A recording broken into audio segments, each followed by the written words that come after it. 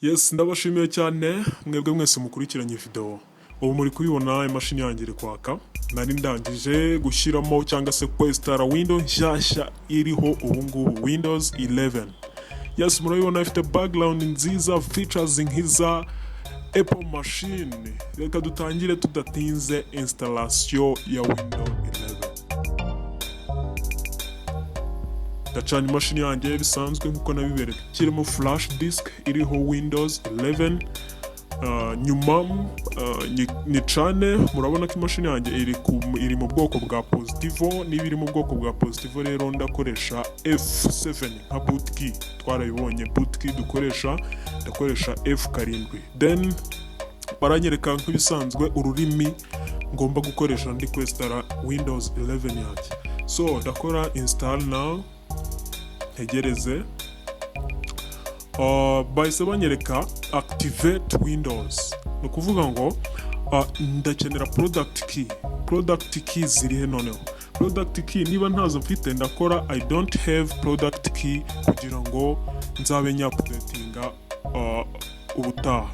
So hano murabibona nkuko babibabwiye kuri flash yanjye hariho Windows 11 ariko iri mu mwoko atandukanye.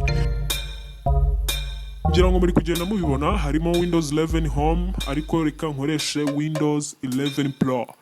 Hore next, then accept terms and conditions, then customer installation, then install Windows easily advanced, yes. Then kubera ko nta kintu nshaka gusiba kuri hard disk yanjye, muri partition part ntabwo mforomata nkuko twabibonye ko tubanza tugaforomata. Njyewe ntabwo mforomata, ndahita nkora next, window ijyeho, then noneho urabona ko bitangiye kwirodera. Ndakwibutsa ko nkiri Jean-Claude kuri CS Technics. Yes, ndakwibutsa gukora subscribe kugira ngo tujye tubonana video zacu notification kandeho kugira ngo uko kizo video urebe iki nashyizeho. Yes, bantu banje nongera no kubibutsa yuko nyamuneka ntuzacikwe na video yacu y'ubutaha. Nzabereka buryo ki noneho izi Windows zose zigera kuri flash zite. Ni gute twakora flash yacu bootable device. Yes, urumva ni video nziza izabe ifasha cyane kuba ufite flash yawe ukabasha gushyiraho window iyo ari yo yose ndetse ukanayikoresha uri kwestara, aribyo izi steps turi kureba hano. Nzabibereka rwose iyi video y'ubutaha nzabibazanira. Kandi ndabibutsa yuko nyamuneka hari website yacu iriho product zacu, services zose dutanga, repairing, selling, buying goods, different goods, ndetse tunakoraho projects zigiye zitandukanye za electronic ndetse mbega muri make z'ikoranabuhanga.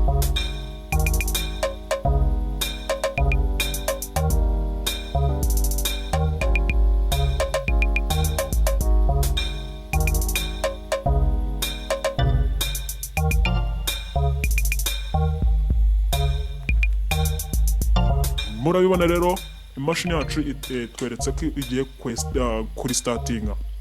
Irayistatinze nk'ibisanzwe irazamuka. Yes, nababwiye ko mfite imashini mu bwoko bwa positivo BGH. Ifite processor ya Intel Core i7 cyangwa se processor ya i5.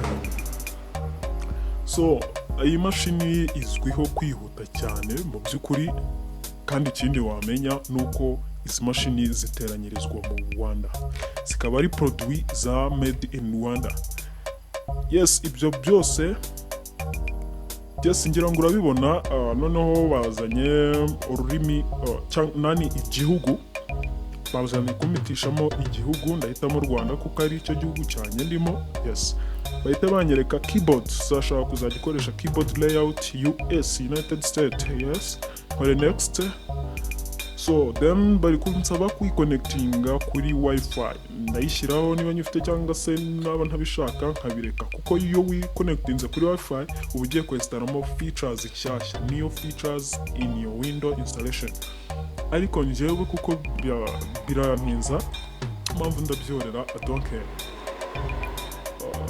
Ngira ngo muri kubibona password. Please guys don't judge me. Ngarutse gushyiramo password yo kuri wifi. The wifi yitwa ICT School. Mboneraho no kubamenyesha yuko amarembo arafunguye ku bashaka kwiga imyuga ibijyanye na electronic, kurepara, gukiza ibikoresho bigiye bitandukanye mu gihe gito. Kwiga umwuga wa electronic cyangwa se w'ikoranabuhanga mu gihe gito, wafata telefone yawe ugahamagara 0788 83 33 55. Yes, murabona rero banyeretse password. Ndakora next kuko nta password nshyiramo. Si byiza gushyiramo password requestara. Nongere nkore next bisanzwe ntegereza. Nari ndimo mbabwira rero ikigo cyigisha imyuga mu gihe gito ukaba ubaye umukoresha cyangwa se ubaye umukozi cyangwa se umuntu w'inzobere mu bintu bijyanye n'ikoranabuhanga. Icyo kigo nta kindi rero cyitwa ICT School. Giherereye hano mu mujyi wa Kigali muri Kibisagara. Wakigana ukabaza amakuru yandi. Ku bundi busobanuro rero wahamagara 07833335 bakaguha ubusobanuro burambuye rwose. Ni ikigo cyigisha imyuga mu gihe gito ukaba ubaye umukoresha cyangwa se umukozi kabuhariwe mu gukora ibintu bijyanye na Technics, kurepara amateleviziyo, radiyo, amashanyarazi, telefone ndetse n'ibindi bigiye bitandukanye. So kandi ibyo byose ndakwibutsa yuko babyiga mu gihe gito cyane bihutishije amezi 3 ukaba ubaye umukozi kabuhariwe, umunyamwuga w'ikoranabuhanga. So murabibona rero imashini yanjye yarangiye kwiyesitara.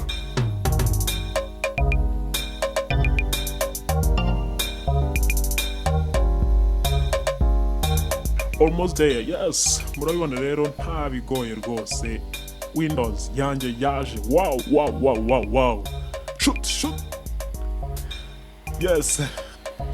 Ngira ngo urabibona iyi window A1. Iyi window imeze neza, irasa neza, bien cool. Wow. Ndagira ngo nkwibutse yuko iyi window izana n'ama office cyangwa se ziri ama Microsoft Office, ari ama Word, Excel, PowerPoint n'izindi office tugira. Oh wow. Ijwi naryo riba ryahindutse. Oh wow. Iyi window 1 ifite ibikabyo.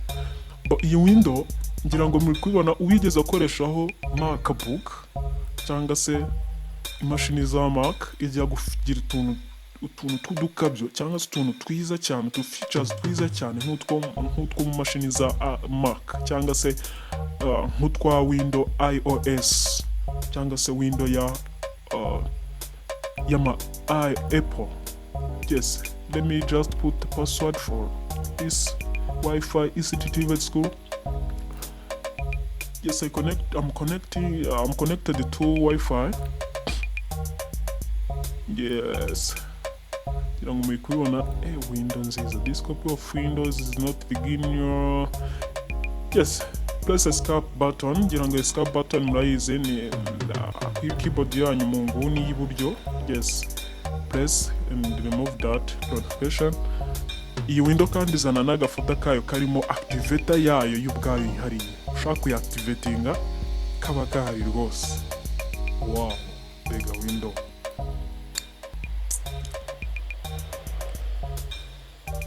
Ngira ngo uri kubibona.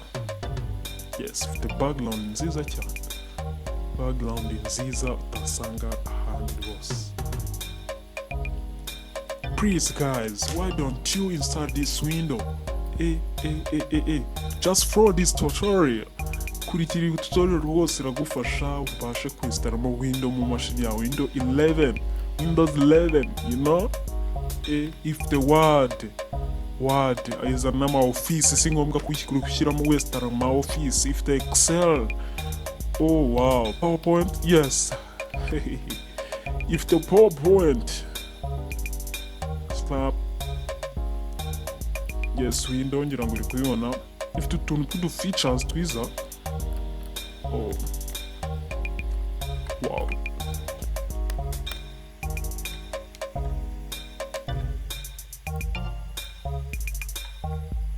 please fata imashini yawe rwose ushyire mu Windows 11 ukoreshe n'umunyenga, irihuta, isa neza, igaragara neza, amajwi meza, baravuguruye rwose.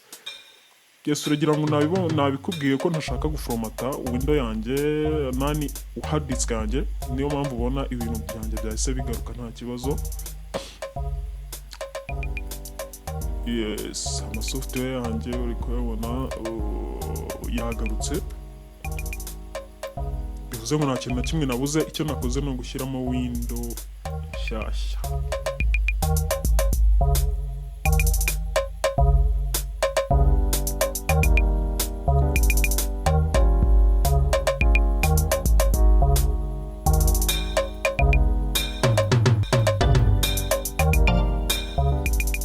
Wakoze kureba iyi video, mwebwe mwese mudukurikiye, mwakoze kuduha umwanya wanyu. Ndagushimira kandi ndagushishikariza gukoresha iyi window. Bye.